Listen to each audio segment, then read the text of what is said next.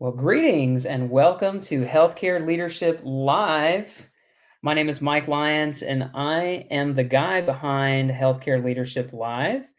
And, the reason I do this show is to bring on experts and to share information that'll help clinical healthcare leaders to be the best that they can be and stay on the cutting edge and stay informed. And today we're going to talk about all that stuff, but especially stay on the cutting edge because our topic has to do with artificial intelligence. Our guest today is Eva Minkoff. Eva, thanks for joining us. Thanks, Mike. I'm really thrilled to be here since healthcare leadership is what I live and breathe. Yeah. And your firm's name is Transformental. Is that correct? Transformental, yes, that's the consulting firm that I'm a co-founder of. I also have my own side business, Bold Being. But yes, I'm proud to announce that I am part of this wonderful founding team, and we'll get to the meat, but supporting the humans who are undergoing AI transformations. Cool. Well, that's an important aspect, right? To this AI thing. The change. I mean, that's what it's really all about right now. And so, you said that you work in the healthcare industry. I'm kind of curious, what are some of the, just talking AI right off the bat here, what are some of the tools that you see people wanting to implement when it comes to AI right now in their clinical healthcare? Well, to be honest, I actually think that question is key in what's problematic. Ah, I'm going to be frank. cool. People jump to what are the tools that they should be using without considering why they're using those tools. And I don't mean for like what exactly you want to accomplish in terms of like tasks and outcomes, but actually what you want to accomplish as an organization, noting who makes up your organization. I start by asking organizational leaders, like, what is already strong in the clinic and how could technology support it? And also what might be missing so that they're aware of that to build toward, but that would be secondary. So first asking like, what kind of coworker would lighten the load for your team? So I often see AI as like a new hire, you could say. How would this new hire interact with the people already there? What would partnership look like between your staff and this new hire, this tool? These are all predetermining factors in order to choose those tools. I think of it similarly to when a client, I'm a formal coach, which means we don't actually give advice. Some people don't get that. Coaches don't give advice. We ask very bold questions to help you come to the realizations yourself, is a long story short. And so again, similarly, I could provide a strategic plan and be like, here are some great tools. I think they'd optimize what you have going on, what your goals are. But at the end of the day, I need to know more about you and your people before I give you a long list of like my top rated tools, because it doesn't matter. We could brainstorm until the cows come home. And once we do the real work, none of those recommendations may apply anymore. Do people get kind of surprised by that approach? Is that often not a head scratcher, but a surprising moment when you're like, let's take a break from this and like let's actually step back and ask a different question? Is that usually surprise folks? Yes, and depending on the leadership, depending on the organization, that catching them off guard can go in two different directions. If they are not even remotely interested in being human-centered, well, I guess I'll be frank about this. They're going to fail in their AI implementation. Maybe it's immediate, maybe it's long-term, but they will. And I know right now that one of the most prominent sentiments is FOMO, to put it plainly, and feeling like they're not caught up. So by racing and trying to keep up by implementing tools as fast as possible without considering the humans behind it who are partnering with it, it like inevitably will not work out. unless you got super, super lucky and somehow your culture is like unshakable and you know your people so well without having ever ventured into the world of AI before. All that to say, I wouldn't say it is likely. And so when I say that leadership, kind of look at it two ways, if you're really not thinking about your people and don't see that as a worthy consideration, because some people see that as slowing down, it it's it I just like to say I would not advise it. Yeah. And it is unfortunately a mistake that many still make. But I think that is finally changing. We're noting just how imperative building that foundation is for your clinic, for your organization before such a rapid change.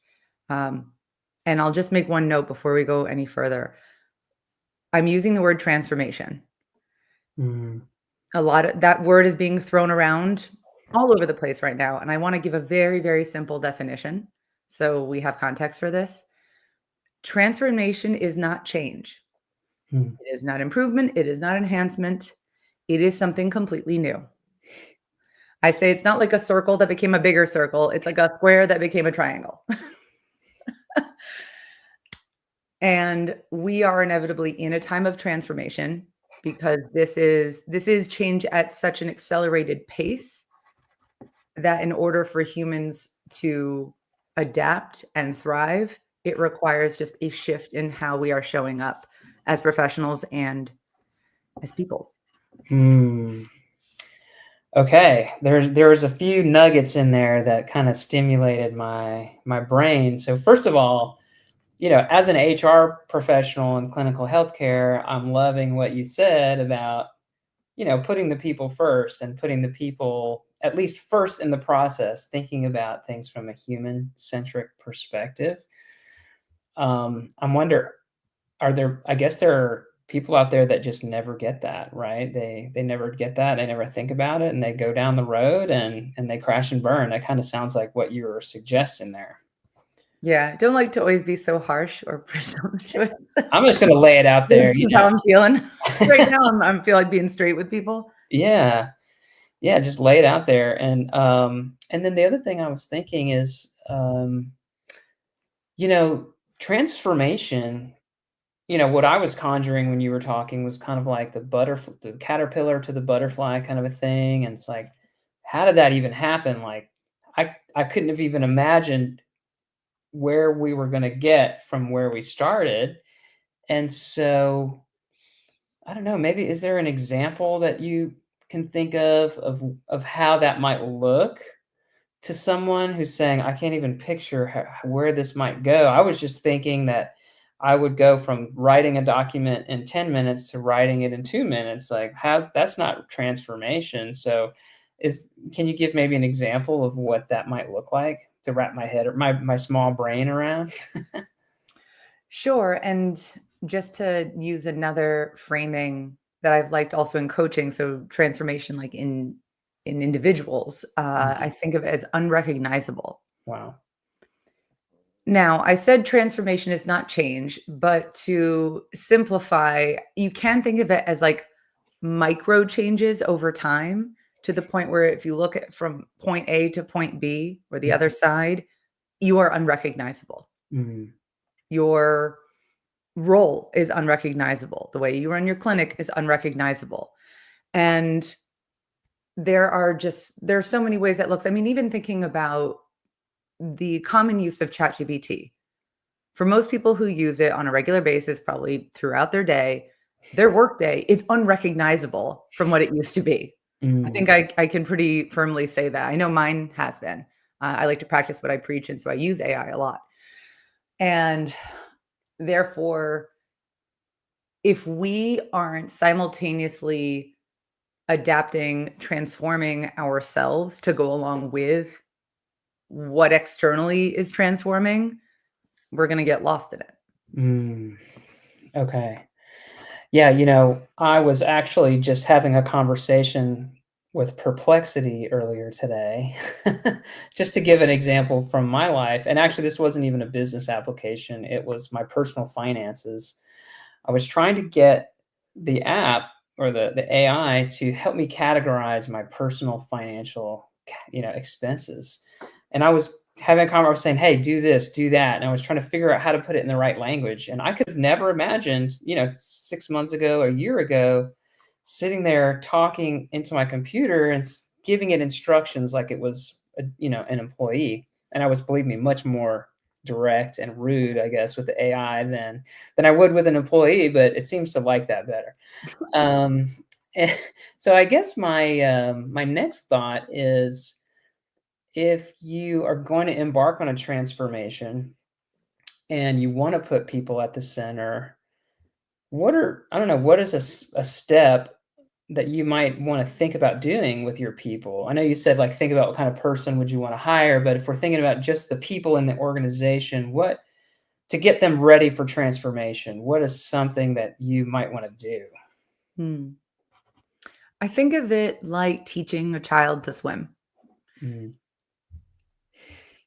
You start in the shallow end, you build confidence, and you only move deeper when the kid feels steady. The goal is that you want to build trust. mm, You want to build stability and therefore opportunity for ease in adaptability. Again, not speed. I'm not saying, by the way, that this can't be done at a rapid rate, but it cannot be skipped over. mm, Taking, even if you see it as a slight pause, a slight slowing down, you'll be able to move much faster later.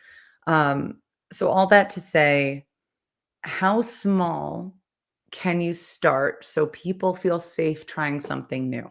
mm, When we started the Transformental business, we did a deep dive in the literature to find out why transformations weren't working in the AI implementation so far. Because a fun statistic is that only 1 out of 3, and it's even really less than that, organizations that implement AI right now succeed. mm. With Almost that, all of them yeah. fail. Yeah, Yeah. which obviously costs an insane amount of money and Mm, time, and I mean, an effort. Uh, and therefore, if you can start by, right, the literature said specifically that the reason for this was mm, resistance from the people utilizing the AI. mm, And resistance comes in all shapes and forms, by the way. Sometimes it can be very internal and not shared. It can look like fear that's not conveyed to employees and to leaders.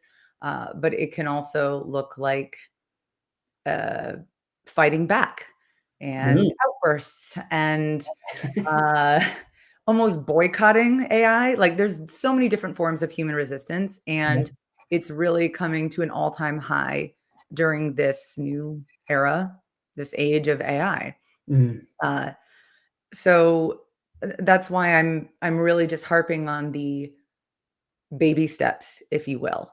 And that is different for every organization. But what is the smallest thing that you can do, the smallest thing you can implement? I don't know, maybe it is using ChatGPT with your employees for a certain type of task. mm. Or using, in clinics, what's it called? Begins with an A, and I'm losing it right now, but it's one of those ambient note takers. Mm. Uh, which are starting to be used. And while they're a little bit new and great for taking notes, not always great at uh, organizing notes yet. Mhm. For my husband is a physician, by the way, and so he started practicing with this in his hospital system. And for instance, he'll say, "Sure, it takes all of the notes, but I have to adapt to it rather than it adapting to myself and how I use the notes." Yeah. But the fact that that's where he's starting. So actually, this is a good example. So he's in a major hospital system, and he's one of like 10 doctors that are testing this out right now. And that's how you have to go about it. You have to Yeah. start with tests, because if Mm. you gave everyone this ambient note taker in every room, and this was the response that my husband is having, Mm. you may even put the brakes on using AI altogether. Be like, whoop, we can't do this, not worth our time. Mm. And there may be even more trepidation about implementing it later when it truly becomes the norm. That makes so much sense. I can imagine, yeah, if everyone tries something and everyone has maybe like a slightly negative response, then it's been colored. The whole thing has been tainted, I think, and that makes a whole lot of sense. So learn, take a little step forward, Swim in the and shallow end first. swim in the shallow end, yeah. Well, when you said that analogy, I was picturing, there's this whole group of people that believe that you should just throw kids in the pool in a totally ironic way, and I'm like, "Oh my god, that's frightening." I actually have, like, quite a lot of opinions on that, though, but we're not talking because I actually know that system, and it's not exactly throwing people in a pool. But I will continue to use that analogy in the way that I'm aware of that technique, Yeah. and it is to demonstrate that you have innate capabilities that you may not be aware of, and then you can try them out and see what's there, what's not for you, or, like, what's top of mind, what you can access immediately, Mm. and if you can't, you take a step back and you take it a step earlier, prior, whatever, smaller step. Yeah. Um, but we are much more capable than we think. But making mass assumptions on what every human is capable of, Mm. and can easily adapt to, can be very misleading. This is I'd like to take an opportunity just for anyone that's listening live here on this beautiful Friday. If you have a comment or a question for Eva, she is a true pro at this. And so if you got a question or comment, drop it into the LinkedIn comments. We'll see the comment and we can chat about it. Or if you just want to say hi, if you're an Eva fan, we'd love for you to say hi. That's welcome as well. You know, you mentioned that when organizations don't take the right approach, they're too hasty, they don't put people at the center, things fail.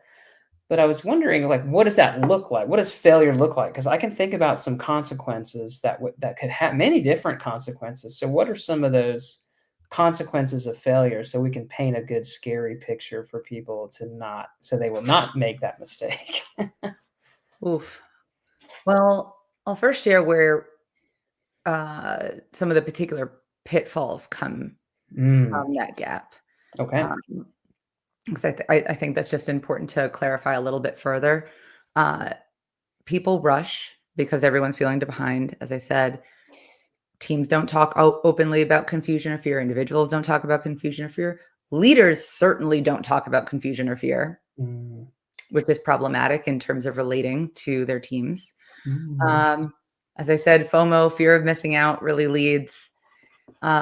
And in this space, clinical and administrative worlds see change differently. So that in and of okay. itself can lead to, I mean, really poor outcomes. Um, and also training will rarely happen once. It'll happen over and over and over again because of the resistance, because of the lack of foundation that's been built. So those are some of the like what's happening leading to the consequences.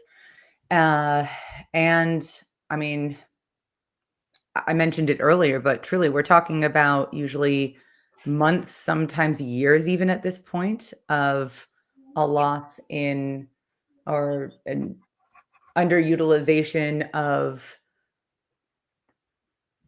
I was going to say budget. It's not budget, but just using your finances poorly, and it's usually a major investment, even if it is a somewhat smaller attempt, because it's sort of like guessing at this point. Even if you're looking and you're getting the best represented tools, there's always going to be better tools. I hate to say it, but that is true. That is something that I understand as a fear many people have.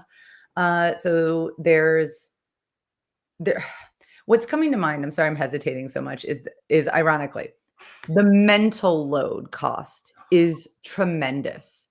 Mm, And it's not just on the effort, the time, and the finances essentially lost, or at least not utilized to the greatest extent. But what really goes unsaid is AI implementation threatens identity. mm. Yes, I just said that. Mind blown. This is the first time in our history where we have something that really can almost mimic and and better our brains, our thought processes, and whether the threat be like to your literal job and occupation, which is true for most people at some point, uh, or it's just to your capabilities as a person. Like, do I ever, I mean, I guess we've had calculators forever, but like, do I ever need to do math again? Do I ever need to memorize facts again? Mm. It's just, it's such a big shift from everything that we've grown up with.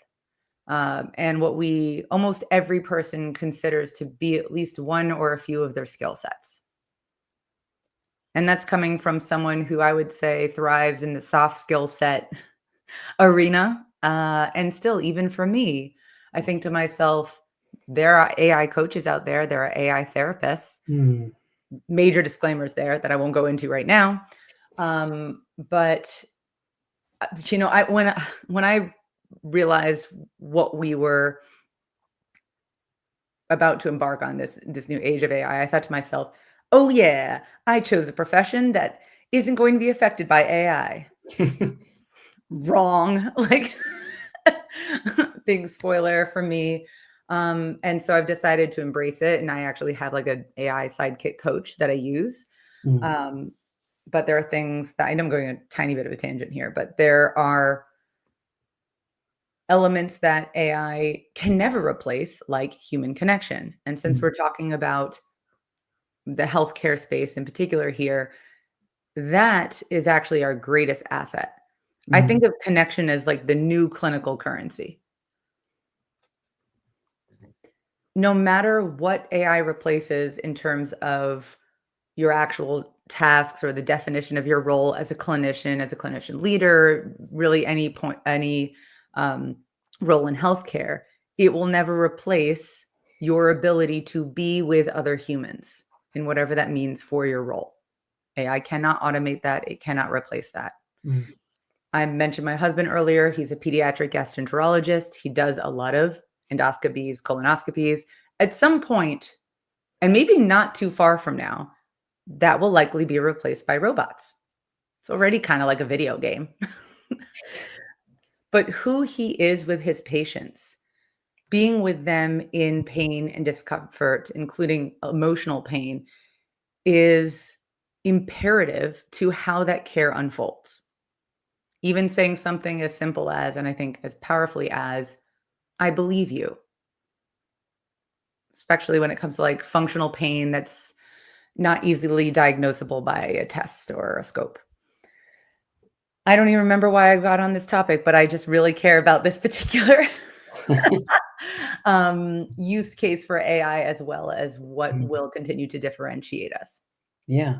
Well, I think, that's certainly one of the topics that I think is on everyone's mind is what is the endpoint of this transformation for human society? And that's a huge question, and you started to really touch on it there, but it's rewarding to be in a profession where human connection really does matter, and it probably has a bearing on real medical outcomes, I would think.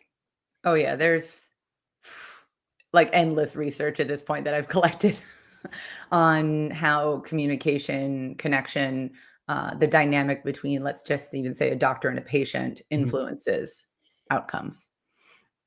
Yeah, so, there's definitely a place, we'll go with that for now. There's definitely a place for humans, right, in the future world, and that's not to be concerned about. I feel like that's pretty far away, but you talked about the identity threat of AI, and that's very understandable to someone whose job will be really affected. What does that mean for me? What does that mean for who I am? Do you think that the presence of AI, I've heard a lot of people say the presence of AI will really just elevate you. Actually, at my wife's job, I always mention my wife's job because they're always great examples, often of what not to do. But they've said to their staff, hey, we're going to give everyone an AI, and you're going to be like the supervisor of your AI. Now you're all going to be supervisors, which sounds ridiculous to me, but do you think that this implementation, AI implementations generally, has the potential to help people elevate and do more advanced thinking? Is that a benefit to some of the transformation? And if not, what are some of the benefits that you can articulate to people to help with transformation? No, 100%. I agree with that sentiment. In fact, a lot of people are starting to use augmenting intelligence rather than artificial intelligence, which I'm personally a big fan of. Mm, Um, and talking about being unrecognizable, I think what humanity will be able to produce in the even very near future will be unrecognizable. mm, Uh, I was reading this book called The Fourth Age, which I highly recommend. That's all really about the age of AI being the fourth age in humanity. mm. And the author was mentioning how, let's say, John Lennon had AI back when he was writing Beatles songs. Can you imagine? Because you can write a song so easily now with AI. I could write a brilliant like banger at this point. But imagine the next level of creativity and beauty that John Lennon could have produced if he had AI. Like and this goes for Mm, actually a lot of the arts, because art is generated from an inner creativity. And if you already are given, if you choose to use AI, a baseline of creativity that AI can produce, and then layer on what your gift is from there, unrecognizable. We don't even know what that looks like yet. So mm. you could call me, an optimist, a glass half full kind of gal, but I think regardless of the perspective, a lot of what I'm saying is fact. Like we will see new creations, innovations in this world that we can't even fathom yet. Mm. Yeah, totally. Yeah, and it's already happening. Yeah, and I've we've all seen that on social media, right? These creations that are just blow our minds, and it was not real, you know. Yeah. There's a And whole conversation around ethics, responsibility that is not to be undermined by any means. But I guess I am in this point at this point, like shining a light on what's possible yeah, in the possible. that's great because earlier today I was on my LinkedIn feed, and a friend of mine had posted a book cover that he was reading, and basically the gist of the title was AI is going to basically result in the end of humanity, and we're all dead basically. And I was like, oh god, like I don't know. Another reason I recommend the book, The Fourth Age, is Oh, it actually, as neutrally as possible, looks at all the different frameworks, perspectives of how the future will look with AI. And I mm, really appreciate it. And it actually all originates from, I'm sorry, I'm forgetting the exact term, but it's something like, do you believe humans are machines? And mm. based on your answer, it actually determines how you would see the future with AI. Oh wow. Yeah. Like, do you think humans have a soul? And Right. you could have a religious conversation within there. Mm. It's pretty fascinating. I highly recommend that. If I had to walk away with just two overarching recommendations in this new age, it would be one, play with AI. I don't take those baby steps, jump into the shallow end, whatever that may be if you aren't already, and also consider what it means to you and what could be possible for you if you had an augmentation of your strengths. Well, I think that's a wonderful place to conclude our conversation. It's a positive note there. Play with AI, consider where it can take you, consider where it could take your clinical business, and consider the people element in that transformation, or else you could have some major negative consequences in your business. Eva, thank you so much for joining me today. What a stimulating conversation. I get on a little bit of a passionate high horse about this topic. I could probably talk about it forever, but thank you for anyone who has listened thus far, and always happy to have further, more in-depth, more nuanced conversations on this topic. Absolutely. I took a ton of notes here. Um, and I just want to thank everybody who is listening live or who's listening on the recorded version of the show. I think you've got to stay up to date on changes that are happening and insights. And if you take a little bit of a nugget of information and you run down the road with it without getting insights from an expert like Eva, we talked about, you can have some negative consequences. So I'd love if you enjoyed this show, subscribe, follow, comment, check me out. By the way, Eva, how can someone get in touch with you if they want to learn more about Transfermental and the work that you do? I think the best way to connect with me really is LinkedIn. Okay. I'm Eva Minkoff on LinkedIn, and I might be the only one, but it's Okay. easy to find Wow. me. Or One look and at only. Instrumental. Cool. Well, I will put your LinkedIn link in the show notes where I share the show. But to everyone out there, thanks for listening. I've enjoyed continuing to bring awesome people like Eva, and I'm going to continue to do that. I've got multiple folks scheduled out for you, so we're going to keep doing this. So, healthcare leaders out there, please stay tuned and go out there now and lead with confidence. And I'm going to go ahead and end the stream.